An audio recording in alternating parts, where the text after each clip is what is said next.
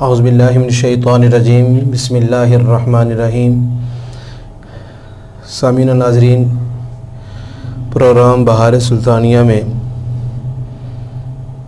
ایک نئے موضوع کے ساتھ ہم آپ کی خدمت میں حاضر ہوئے ہیں۔ جیسا کہ آپ سبھی ہی جانتے ہیں کہ یہ محرم الحرام کا بابرکت مہینہ شروع ہے، تو اس میں امام علی مقام امام حسین رضی اللہ تعالیٰ عنہ آپ نے اپنی جان کا نذرانہ پیش کیا اور آپ کے خانوادے اور آپ کے جانثاروں نے اس دین کی بقا کے لیے اپنے آپ کو قربان کیا۔ تو آج اسی موضوع پر ہم یہاں آپ کی خدمت میں پروگرام بہار سلطانیہ میں حاضر ہوئے ہیں عالم دین کے ساتھ۔ آج جن باتوں پر ہماری گفتگو ہوگی وہ اہل بیت اطہار رضوان اللہ تعالی عنہم اجمعین کی جو شان و فضیلت ہے قرآن و حدیث کی روشنی میں، اور پھر اہل بیت اطہار کے ساتھ ہماری کتنی محبت ہونی چاہیے، اور آپ کے ساتھ ان ہستیوں کے ساتھ جو محبت کا حکم کس قدر دیا گیا ہے، کتنی محبت کرنی چاہیے۔ اور قرآن پاک میں بے شمار واقعات آپ پڑھتے ہیں، ہم پڑھتے ہیں، سنتے ہیں۔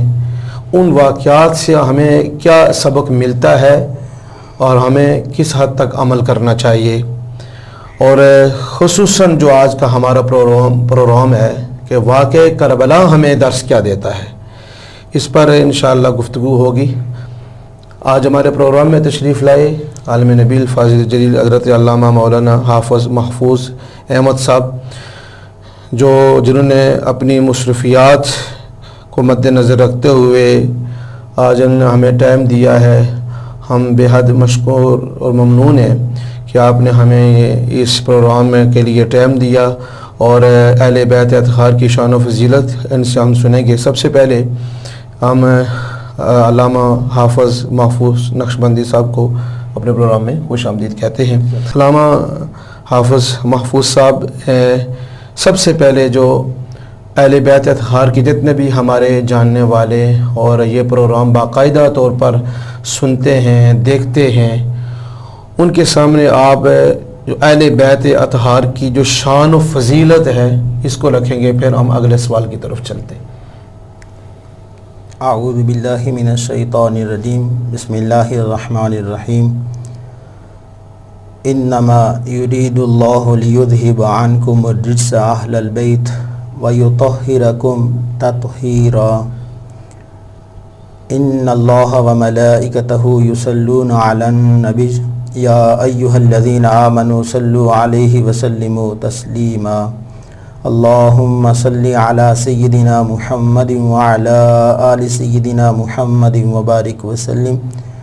اللہم صلی علی سیدنا محمد وعلی آل سیدنا محمد وبارک وسلم۔ اللہم صلی علی سیدنا محمد وعلی آل سیدنا محمد وبارک وسلم۔ اللہ تعالیٰ کا احسان عظیم ہے کہ اس نے ہمیں اپنی ذات سے محبت، اپنے حبیب کریم رؤوف الرحیم صلی اللہ علیہ وسلم سے محبت، اور آپ کی آل اولاد اور صحابہ کرام علیہم الرضوان سے محبت کرنے کا درس بھی ہمیں دیا اور اس کی توفیق بھی عطا فرمائی۔ اہل بیت اطہار کی فضیلت اور عظمت بیان کرنے سے تعلق نہیں رکھتی۔ قرآن مجید فرقان حمید میں جس ذات کا جن شخصیات کا ذکر آیا ہے، قرآن مجید پڑھتے جائیں، خود بخود ان الفاظ سے اللہ تعالیٰ ان شخصیات کی ان چیزوں کی فضیلت اور عظمت کو بیان فرما رہا ہے۔ کوئی بھی چیز لے لیں جس کا ذکر قرآن مجید فرقان حمید میں آیا ہے،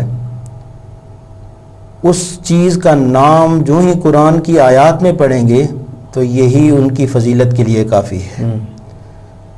اور اہل بیت اطہار رضوان اللہ تعالی علیہم اجمعین بھی ان عظیم شخصیات میں سے ہیں جن کا ذکر اللہ تعالیٰ نے اپنی لا ریب کتاب میں یوں ارشاد فرمایا، انما یرید اللہ لیذھب عنکم الرجس اہل البیت، کہ اللہ تعالیٰ اے نبی آپ کے گھر والوں سے ہر قسم کی کجی کو دور کرنا چاہتا ہے۔ بے شک اہل البیت کا ذکر جب نام آ گیا، جی جو مسلمان جب تک قیامت تک یہ قرآن پڑھتا رہے گا بے شک اور اہل البیت کا لفظ پڑھتا رہے گا، وہ اور کوئی تعریفیں کرے نہ کرے، قرآن مجید کی آیات خود بخود اہل بیت اطہار رضوان اللہ تعالی علیہم اجمعین کی تعریفیں کر رہی ہیں۔ بے شک ایک مشہور سوال ہوتا ہے کہ قرآن مجید فرقان حمید میں کس مشہور صحابی رضی اللہ تعالی عنہ کا نام آیا ہے؟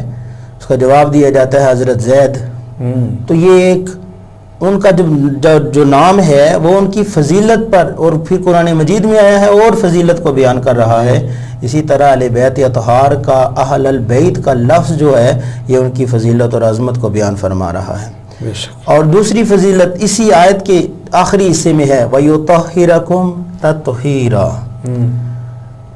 اللہ تعالیٰ اتنا کہہ دیتا لِيُذْهِبَ عَنْكُمُ الرِّجْسَ، بات کافی تھی، لیکن آگے مزید تاکیدیں اللہ تعالیٰ لگا رہا ہے، وَيُطَهِّرَكُمْ تَطْهِيرًا، اللہ تعالیٰ خوب پاک کرنا چاہتا ہے۔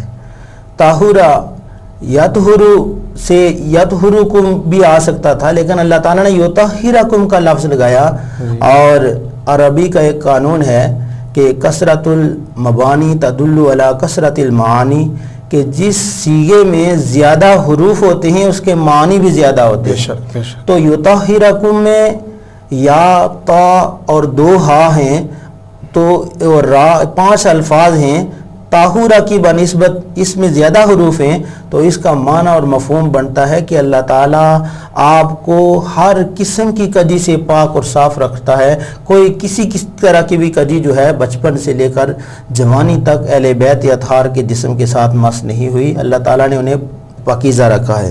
اس کی مثال حدیث مبارکہ میں ملتی ہے، نبی پاک صلی اللہ علیہ وسلم کے ساتھ حضرت امام حسین رضی اللہ تعالیٰ عنہ تشریف فرما تھے، صدقہ کا مال آیا، ڈھیر لگا ہوا تھا، بچے تھے حضرت امام حسین رضی اللہ تعالیٰ عنہ، وہاں سے کھجور اٹھا کر کھانے لگے۔ میرے کریم آقا صلی اللہ علیہ وسلم نے ارشاد فرمایا، قخ، پھینک دو، انا لا ناکل صدقہ، ہم لوگ صدقہ کا مال نہیں کھاتے۔ تو بچپن ہی سے اہل بیت اطہار کو ہر قسم کی میل کچیل سے اللہ نے بھی پاک رکھا ہے، اور اللہ کے نبی صلی اللہ علیہ وسلم نے بھی پاکیزگی عطا فرمائی ہے، یہی ان کی شان اور عظمت کے لیے کافی ہے۔ لیکن حدیث پاک میں نبی پاک صلی اللہ علیہ وسلم نے فرمایا کہ جو میرے حسین سے محبت کرتا ہے وہ گویا کہ مجھ سے محبت کرتا ہے، اور جو مجھ سے محبت کرتا ہے اس کی محبت یہاں نہیں رک جاتی، اس کی محبت رب تعالیٰ کی ذات تک جاتی ہے، وہ گویا کہ اللہ تعالیٰ کو محبوب رکھتا ہے۔ اور جو میرے حسین سے بغض رکھتا ہے اس کا بغض فقط امام حسین رضی اللہ تعالیٰ عنہ تک محدود نہیں، وہ بغض مجھ تک پہنچتا ہے، میری ذات تک پہنچتا ہے، اور میری ذات سے ہو کر وہ اللہ تعالیٰ کی ذات تک پہنچتا ہے۔ تو گویا ڈرایا کہ امام حسین سے بغض جو ہے یہ معمولی بغض نہیں ہے، یہ اللہ اور اللہ تعالیٰ کے رسول صلی اللہ علیہ وسلم کی دونوں عظیم شخصیات کے ساتھ بغض رکھنے کے مترادف ہے۔ یہ اللہ تعالیٰ کے حبیب صلی اللہ علیہ وسلم نے حدیث میں بھی اس طرح کی مثالیں دی۔ ایک مثال یوں دی کہ ان من اکرام ذی الشیبۃ المسلم اکرام اللہ، کہ بوڑھے بندے کی عزت کرنا ایسے ہی ہے گویا کہ اللہ تعالیٰ کی عزت کرنا۔ تو یہ بعض دفعہ عظیم شخصیات کے ساتھ بغض رکھنا جو ہے وہ اللہ تعالیٰ کی ذات کے ساتھ بغض رکھنے تک لے جاتا ہے، الیاذ باللہ۔ یہی ان کی فضیلت کے لیے کافی ہے کہ ان سے محبت اللہ کے رسول سے محبت ہوتی ہے، اور اللہ کے رسول سے جب محبت ہو جائے تو پھر اللہ تعالیٰ سے محبت ماشاءاللہ ماشاءاللہ۔ یہ تو ہم نے ظاہر ہے آپ نے بڑی احسن انداز کے اندر کہ جس نے امام حسین سے محبت کی اس نے حضور سے محبت کی، اور جس نے حضور سے اللہ سے محبت کرتا ہے اہل بیت اطہار کے ساتھ کتنی محبت کا حکم دیا گیا، یہ ہمارے ناظرین و سامعین کو بتا دیں۔ ایک تو محبت کی سب سے بڑی مثال اہل بیت اطہار سے ہماری یہ ہے، اور نبی پاک صلی اللہ علیہ وسلم سے بھی یہ ہے کہ جب بھی کوئی درود پاک پڑھتا ہے تو پڑھتا ہے اللہم صلی علی سیدنا محمد وعلی آل سیدنا محمد. آپ صلی اللہ علیہ وسلم پر رحمتوں کے نزول کی دعا کرتا ہے، لیکن ساتھ ساتھ آپ کی آل پر بھی رحمتوں اور برکتوں کے نزول کی دعا کرتا ہے. کوئی بھی امتی چاہے نماز میں ہو چاہے نماز سے باہر ہو، ہر وقت وہ وعلی آل محمد پڑھتا ہے. تو اس لفظ کی ادائیگی سے ہی پتہ چل جاتا ہے کہ اللہ تعالیٰ نے ہمیں کتنا بڑا حکم دیا ہے کہ جب بھی میرے نبی پر درود پڑھا جائے گا تو ساتھ ان کی آل پر بھی درود پڑھا جائے گا. اور درود اور سلام کی دعائیں جو ہیں بغیر محبت کے انسان کے دل سے نہیں نکل سکتی. محبت ہوگی تو پھر تبھی درود و سلام کے نذرانے جو ہیں وہ انسان اپنی زبان سے نکال سکتا ہے. ماشاءاللہ. اور دوسری بات یہ کہ اللہ تعالیٰ نے قرآن مجید فرقان حمید میں ارشاد فرمایا قُلْ لَا أَسْأَلُكُمْ عَلَيْهِ أَجْرًا إِلَّا الْمَوَدَّةَ فِي الْقُرْبَى. ہے نبی صلی اللہ علیہ وسلم آپ ان سے کہہ دو جو میں نے تمہیں تبلیغ کی، جو مومن بنایا، مسلمان بنایا، قرآن مجید میری وجہ سے آپ کو نصیب ہوا، ہر قسم کی اخلاقیات نصیب ہوئے، ان ساری نعمتوں کے بدلے میں تم سے صرف اور صرف یہی تقاضا کرتا ہوں کہ میری آل اولاد سے، میری اہل بیت سے ہمیشہ محبت کرتے رہنا. بلکہ محبت کا اگلا درجہ بتایا، محبت نہیں کرنی بلکہ مودت کرنی ہے. محبت سے اگلا درجہ اللہ تعالیٰ نے اہل بیت اطہار کے لیے مختص کیا ہے. الفاظ سے اندازہ ہوتا ہے کہ اللہ تعالیٰ کو ان ذاتوں کے ساتھ کتنی بڑی محبت مجھ سے درکار ہے. اللہ تعالیٰ ہمیں اس محبت کے پیمانے پر اترنے کی توفیق عطا فرمائے. ماشاءاللہ ماشاءاللہ. واقع کربلا سے پہلے واقع کے اسباب جاننا ضروری ہیں، کیونکہ کسی بھی قرآن پاک میں قرآن مجید جب ہم کھولتے ہیں تو جب اس کا ترجمہ اور تفسیر پڑھتے ہیں تو کئی واقعات ہمارے سامنے آتے ہیں جو قرآن پاک بھرا پڑا ہے. اب بے شمار واقعات ہیں، جو جتنے بھی واقعات ہیں ان سے کیا نتائج ہوتے ہیں اور پھر ان واقعات کے پڑھنے کے بعد ہمیں کس طرح اس سے سبق حاصل کرنا چاہیے. واقعات یہ بھی قرآن مجید فرقان حمید کا ایک اہم جزو ہے. جی. بے شمار انبیاء علیہ السلام کے، ان کی قوموں کے، نیک صالحین لوگوں کے، بدکار لوگوں کے واقعات کو اللہ تعالیٰ نے قرآن مجید میں جگہ دی ہے. اور ویسے جگہ نہیں دی، اس کا کچھ سبب ہے، کوئی وجہ ہے، کوئی اس کے ذریعے انسانیت کی تربیت کرنا مقصود ہے. جی. اسی طرح حدیث میں بھی بے شمار چیزوں کے واقعات بیان ہوئے ہیں.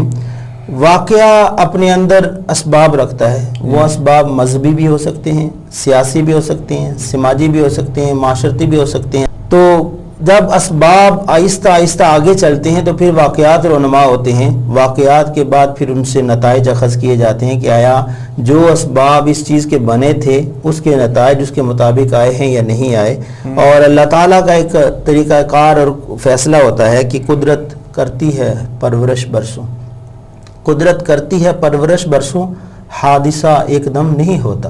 جی. جو بھی حادثہ اور واقعہ ہوتا ہے وہ ایک دم نہیں ہوتا، اس کے پیچھے بڑا عرصہ اس کی پلاننگ ہوتی ہے اور پھر جا کر وہ واقعہ ہوتا ہے. اور اس واقعے کی جو ضرورت بھی ہوتی ہے اور اس واقعے کے بڑے دور رس اثرات بھی ہوتے ہیں. یہ ہر واقعے کے ضمن میں یہی ہے. اور واقعہ کربلا میں بھی ایسے ہی اسباب مہیا ہوئے، ایسے ہی واقعات ہوئے اور ان واقعات کے بعد اسی طرح کے نتائج نکلے جن نتائج کو پرکھنے کے لیے، ظاہر کرنے کے لیے اللہ تعالیٰ نے اس حکمتوں کو پوشیدہ رکھا تھا. جی جی جی. اب واقع کربلا سب سے جو ہمارا پروگرام جو آج جس ٹاپک پر ہم بیٹھے ہوئے ہیں کہ ظاہر ہے واقع کربلا آپ ہر سال جتنے بھی ناظرین ہمارا یہ پروگرام دیکھ رہے ہیں، واقع کربلا مختلف علماء اکرام سے آپ سنتے ہیں اور مختلف انداز کے اندر سنتے ہیں. تو اب ہر سال وہ واقعہ تو ہم سن لیتے ہیں. اب اس واقعہ کربلا سے ہمیں کیا درس ملتا ہے یا ہمیں کیا درس دیتا ہے، اور امام حسین رضی اللہ تعالیٰ عنہ کربانی نے ہمیں اس دور کے لیے کیا خاص پیغام دیا ہے، اس پر آپ لازمی روشنی ڈالیں گے تاکہ جو پیغام ہمیں ملے، جو درس ہمیں ملے، وہ پورا سال ہمیں یاد رہے. کسی بھی واقعے کے نتائج جو ہوتے ہیں وہ اگر تقسیم کیے جائیں سیاسی، مذہبی، معاشی، معاشرتی حوالے سے تو بے شمار ہوتے ہیں. جی. اور اس واقعہ کربلا کے بھی بے شمار نتائج ہیں. ان نتائج کو کئی لوگوں نے اکٹھا کیا، کئی وقت کے آنے کے ساتھ ظاہر ہو رہے ہیں اور قیامت تک ظاہر ہوتے رہیں گے. جی. اس واقعہ کربلا کا سب سے بڑا نتیجہ یہ نکلا کہ اس واقعہ کو پڑھنے کے بعد، اس واقعے کے سارے خد و خال واضح کرنے کے بعد اسلام کو اور اسلام کے ماننے والوں کو ایک عظیم طاقت اور تقویت نصیب ہوتی ہے۔ ماشاءاللہ ماشاءاللہ۔ اور دوسرا نتیجہ اور اس اثر اس واقعہ کا یہ ہے کہ ایک مومن کو حق بات پر ڈٹے رہنا چاہیے اور اللہ تعالیٰ سے مایوس نہیں ہونا چاہیے۔ باطل اس کے سامنے خود بخود دب جائے گا، وہ مومن خدا کے بھروسے پر انشاءاللہ ضرور کامیاب ہوگا، جس طرح امام حسین رضی اللہ تعالیٰ عنہ کامیاب ہوئے ہیں۔ اس واقعے سے ایک سبق یہ بھی ملتا ہے کہ بظاہر فوجیں کھڑی ہوں، اسلحہ ہو، ہر قسم کی کمی کو ان کے پاس موجود ہو، اور آپ بے سر و سامانی کی حالت میں ہوں، تو اس بے سر و سامانی کی حالت میں بھی اللہ تعالیٰ کی ذات پر بھروسہ نہیں چھوڑنا چاہیے۔ جب بھروسہ کامل ہوگا تو اللہ تعالیٰ ضرور فتح نصیب فرمائے گا۔ بے شک بے شک۔ مصیبت اور خوشی کے وقت ہر حال میں مومن کو اللہ تعالیٰ کے کام کا پابند ہونا چاہیے۔ واقعہ کربلا سے دو چیزیں ہمارے سامنے واضح ہوتی ہیں کہ انہوں نے اس مشکل وقت میں بھی نماز کو نہیں چھوڑا۔ جی، مصیبت ہو یا خوشی ہو، یاد الہی کو نہیں چھوڑنا چاہیے۔ جب ہم یاد الہی کو نہیں چھوڑیں گے تو پھر رب تعالیٰ کی مدد ہمیں نصیب ہوگی۔ بے شک۔ اور یزید وقت کے سامنے الہی کلمات اللہ کے لیے کھڑے ہونا، یہ حقیقت امام حسین رضی اللہ تعالیٰ عنہ کا عظیم کارنامہ ہے۔ وہ یزید وقت مسلمان ہو یا غیر مسلم ہو، کوئی بھی ہو، اس کے سامنے اللہ کی کلمہ کو بلند کرنے کے لیے ڈٹ جانا، یہ اس واقعہ سے عظیم درس ملتا ہے، تاکہ جب بھی اس دور میں بھی اسلام پر آنچ آنے لگی تو ہر بزرگ نے، ہر عظیم شخصیت نے جو ہے اس واقعہ سے سبق لیا، اور جو حضرت امام حسین کی جرأت کی ہمت کے مطابق انہوں نے جو استقامت دکھائی، اس کے مطابق ہر بندہ جو ہے ہر حکمران کے سامنے کھڑا ہوا، جس کی وجہ سے اللہ تعالیٰ نے انہیں کامیابیاں عطا فرمائی ہیں۔ اسی طرح جس کا ایمان جتنا بڑا ہوتا ہے اتنی ہی اس پر آزمائش بڑی ہوتی ہے۔ نبی پاک صلی اللہ علیہ وسلم نے فرمایا، جو جتنا ایمان میں مضبوط ہوتا ہے اس پر اتنی ہی زیادہ مصائب، اتنے ہی زیادہ آلام آتے ہیں، اتنی زیادہ تکالیف اسے آتی ہیں۔ تو جو ایمان میں کمزور ہوتا ہے اس پر اتنے مصائب نہیں آتے۔ یہ جتنا بڑا واقعہ ہوا، یہ واقعہ امام حسین رضی اللہ تعالیٰ عنہ کے ایمان کے مطابق تھا۔ ان کی شخصیت اور ایمان جتنا بڑا تھا، اللہ تعالیٰ نے اتنا ہی بڑا ان سے امتحان لیا، اور اس امتحان میں اللہ تعالیٰ نے کامیابیاں عطا فرمائی۔ آج کے دور میں مصلحت، مفاہمت، یہ دو چیزیں بہت عروج پر ہیں۔ ذاتی نظریہ، ذاتی عقیدہ، وہ انسان بے شمار جگہ پر مصلحت کا شکار کر دیتا ہے، مفاہمت کا شکار کر دیتا ہے۔ امام حسین رضی اللہ تعالیٰ عنہ اور ان کے جان نثاران کی قربانی جو ہے یہ بتاتی ہے کہ کبھی بھی اللہ کی شریعت کی خلاف ورزی میں، اللہ کے رسول صلی اللہ علیہ وسلم کی شریعت کی خلاف ورزی میں مصلحت سے کام نہیں لینا، مفاہمت سے کام نہیں لینا۔ اگرچہ تمہیں سارا خاندان قربان کرنا پڑے، قربان کر دینا، اسلام پر آنچ نہ آنے دینا، یہ امام حسین رضی اللہ تعالیٰ عنہ کا پیغام ہے۔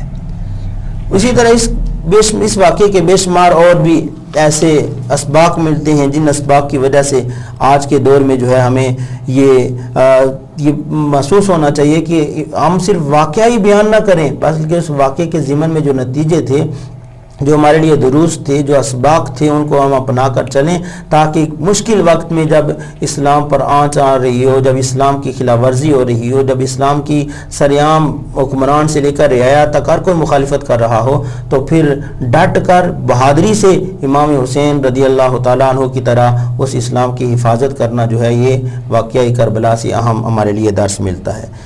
ذکر حسین کے ساتھ ساتھ فکر حسین رضی اللہ تعالیٰ عنہ بھی ہونی چاہیے، اور فضائل حسین رضی اللہ تعالیٰ عنہ بیان کرنے کے ساتھ ساتھ مقاصد حسین رضی اللہ تعالیٰ عنہ کو بھی بیان کرنا چاہیے۔ یہ وہ جو دو بڑے اہم سبق ان دونوں بھائیوں کی شخصیات سے ہمیں ملتے ہیں، وہ یہ کہ نبی پاک صلی اللہ علیہ وسلم کو خبر دے دی گئی تھی کہ آپ کا یہ بیٹا قتل کیا جائے گا، شہید کر دیا جائے گا۔ حضرت امام حسین رضی اللہ تعالیٰ عنہ کو بھی پتہ تھا، لیکن اس کے باوجود آپ استقامت سے اس راہ کی طرف چلتے رہے، اور پتہ بھی تھا کہ انجام یہ ہوگا، تو انہوں نے جو ہے یہاں آ کر قربانی دی اور استقامت سے کھڑے رہے، اور نانا نے جو پیشن گوئی کی تھی اس کو پورا کیا کہ یہی حقیقتاً اسلام کو ماننے والوں کا حق بنتا ہے۔ ہمارے دور کے لوگ اگر کہیں کوئی نتیجہ انہیں پہلے ہی پتہ چل جائے کہ اس کاوش کے بعد ہمیں رسوائی ہوگی یا اس کاوش کے بعد ہمیں مار پڑے گی، تو وہ راستے سے ہی واپس ہو جاتے ہیں، ادھر ہو جاتے ہیں، جس کی وجہ سے وہ منزل تک نہیں پہنچ سکتے۔ امام حسین کہتے ہیں کہ مجھے انجام کا پتہ ہونے کے باوجود میں نے قربانی دی ہے، یہ تمہارے لیے بہترین مثال ہے۔ اور امام حسن رضی اللہ تعالیٰ عنہ کی زندگی کی عظیم مثال یہ ہے، نبی پاک صلی اللہ علیہ وسلم نے فرمایا تھا میرا یہ بیٹا دو مسلمان گروہوں کے درمیان صلح کروائے گا۔ آپ نے صلح کروائی اور عظیم کروائی، تو جس کا نتیجہ بڑا واضح رہا۔ تو آج ہم بھی اپنے گھر میں ہوں، اپنے محلے میں ہوں، اپنے رشتہ داروں کے درمیان ہوں، کہیں اعزا اقربا کے درمیان ہوں، جب بھی کوئی ان بن ہو جائے تو ہمیں امام حسن رضی اللہ تعالیٰ عنہ کی صلح کو مد نظر رکھ کر اپنے معاملات کے اندر صلح رکھنی چاہیے، کیونکہ اللہ تعالیٰ بھی قرآن مجید میں کہتا ہے وَالصُّلْحُ خَيْرٌ، صلح کرنا جو ہے یہ بہتر ہے۔ لیکن ہم ڈٹ جاتے ہیں اور کئی دنوں تک، کئی مہینوں تک، کئی سالوں تک جو ہے ہم وہ ساری چیزوں کو چھوڑ دیتے ہیں، رشتہ داری ناطے چھوڑ دیتے ہیں۔ امام حسن رضی اللہ تعالیٰ عنہ کا بھی پیغام یہی ہے کہ اسلام میں اپنی آنا کو قربان کر دینا، یہ امام حسن کا آپ کے لیے پیغام ہے۔ یہ چند واقعات ہیں، اس کے علاوہ بے شمار اور نتائج ہیں اس واقعہ کے جو ہمیں سیکھ کر اپنی زندگی کے اندر اپنانے چاہیے، تاکہ جو ایمان اور اسلام ہم تک پہنچا ہے اس کی کچھ نہ کچھ رمق باقی رکھ کر ہم اپنی قبر میں ساتھ لے جائیں، تاکہ قبر میں بھی ہمیں نور نصیب ہو۔ اللہ تعالیٰ شہدائے کربلا کے درجات میں انگنت رحمتوں، برکتوں کا اور درجات میں بلندیاں عطا فرمائے، اور ان کے مزارات پر بھی اپنی انگنت رحمتوں کا نزول فرمائے۔ بہت شکریہ جناب، آپ نے بڑے خوبصورت بہرائے کے اندر واقعہ کربلا کا جو درس تھا وہ ہمارے ناظرین تک پہنچایا ہے۔ آپ جتنے بھی ہمارا یہ پروگرام آپ نے سنا ہے، میں آخر میں یہی کہوں گا کہ واقعہ کربلا ہمیں چند چیزوں نہیں بلکہ پوری زندگی گزارنے کا درس دیتا ہے۔ یعنی آپ پر جو بھی مشکل آ جائے، دشمن آپ کے سر پر آ جائے، کبھی بھی آپ اپنا سر اپنے رب کی بارگاہ میں جھکانا نہ چھوڑیں، اور جب بھی حق بات ہو تو کبھی بھی دنیا کی کوئی پالیسی نہ دیکھیں، دنیا کے کوئی معاملات نہ دیکھیں، بلکہ حق بات پر جو وہ بات جو قرآن و حدیث کی روشنی میں آپ کے لیے بہتر ہو وہ آپ اپنا لیں اور حق بات پر ڈٹ جائیں۔ اللہ ہم سب کو واقعہ کربلا پڑھنے کے بعد، سننے کے بعد اس کے جو مقاصد ہیں ان پر ہمیں اللہ عمل کرنے کی توفیق عطا فرمائے۔ پروگرام بہار سلطانیہ میں ہمیں اجازت دیجیے، اگلے پروگرام میں پھر ملیں گے۔ وآخر دعوانا ان الحمدللہ رب العالمین۔